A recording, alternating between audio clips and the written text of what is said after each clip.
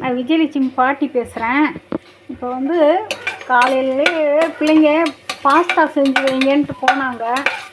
சரி ஏதோ ஒன்று பாஸ்தா செஞ்சு கொண்டு வந்தால் வெறும் கருவேப்பிலை வெங்காயம் போட்டு நல்லா எண்ணெயில் வறுத்துருக்கேன். வறுத்துட்டு இந்த பாருங்கள், அடுத்து இந்த கோஸு, பீன்ஸு, கேரட்டு, தக்காளி. இந்த அடுத்து நான் இந்த பாருங்கள் தக்காளியை போடுறேன். இந்த ஒரு பழம், அதாவது ஒரு 3 பேர் சாப்பிட்ற மாதிரி இருந்தால் போட்டுருக்கேன் பாருங்கள். அவ்வளோதான். நல்லா இது தக்காளி இதை நல்லா வதங்கவும் கொஞ்சம் கறி மசாலா பொடி, கொஞ்சம் இஞ்சி பூண்டு, இந்த பாருங்கள் கறி மசாலா பொடி, இந்த கொஞ்சம் ஒரு 1/2 ஸ்பூனு, இந்த பாருங்கள் இந்த ஸ்பூனில் ஒரு 1/2 ஸ்பூன் போடுறேன். இந்த 1/2 ஸ்பூன் போடுறேன். இந்த ஸ்பூனில் இந்த நாங்கள் இந்த கறி மசாலா பொடி தான் யூஸ் பண்ணுறது, இது தான் போடுறோம். பாருங்கள் கொஞ்சம் நல்லா கறி மசாலா பொடி போட்டோமா.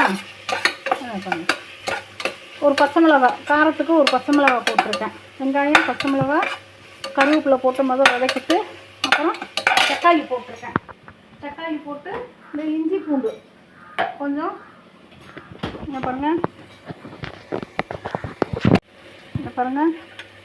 இந்த ஒரு 1/2 ஸ்பூன் இஞ்சி பூண்டு நான் ஒரு அளவாக எடுத்து போட்டிருக்கேன். ஆனால் எனக்கு அளவு தெரியும், அதனால் உங்களுக்கு கரண்டியில் காம்பில் காட்டுறேன். ஒரு 1/2 ஸ்பூன் போட்டுக்கோங்க, ஏன்னா 3 பேர் சாப்பிட்றதுக்கு போதும். நல்லா வதக்கிட்டு அவ்வளோதான்.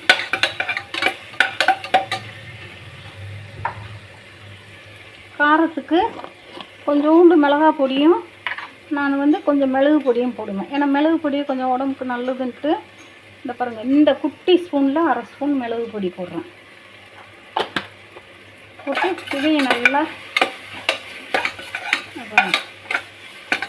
வதக்கிடுவேன். பாருங்கள் இந்த மிளகு பொடி போட்டிருக்கோமா, அதனால் இது ஒரு 1/4 ஸ்பூன் போட்டுக்கோங்க, கொஞ்சமாக போட்டுக்கோங்க. ஏன்னா இதுவும் காரம் ஜாஸ்தி ஆகிட போகுதுனால நான் வந்து கொஞ்சமாக தான் மிளகாய் பொடி போட்டிருக்கேன். ஏன்னா பச்சை மிளகாய் போட்டிருக்கோம், மிளகு பொடி போட்டிருக்கோம். ஏன்னா இது குழந்தைங்க சாப்பிட்றது, பெரியவங்க சாப்பிட்றதா இருந்தால் கொஞ்சம் காரமாக இருந்தால் ஃபுல்லுன்னு சாப்பிடுவாங்க.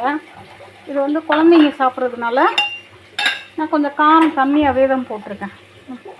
அப்புறம் பாருங்கள் இந்த கோஸு, இந்த கேரட்டு கோஸு,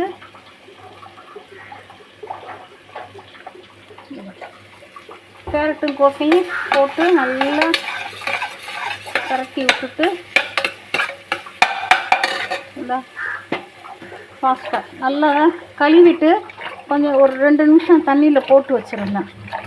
இந்த பாருங்கள்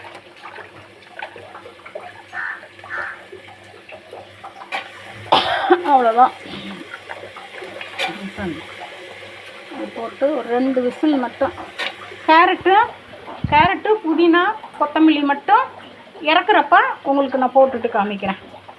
இதை போட்டோமா, அந்த பாருங்கள் இதை போட்டு உப்பு மட்டும் நமக்கு தேவைக்கேற்ற உப்பு மட்டும்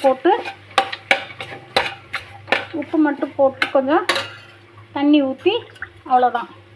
இப்போ நான் இது குக்கர் 2 விசில் வந்தோடனே உங்களுக்கு எடுத்து காமிக்கிறேன். பார்க்க பாஸ்தா ரெடி ஆயிடுச்சு. ஓகே, பாஸ்தா சூப்பராக எல்லாம் ரெடி ஆயிடுச்சு.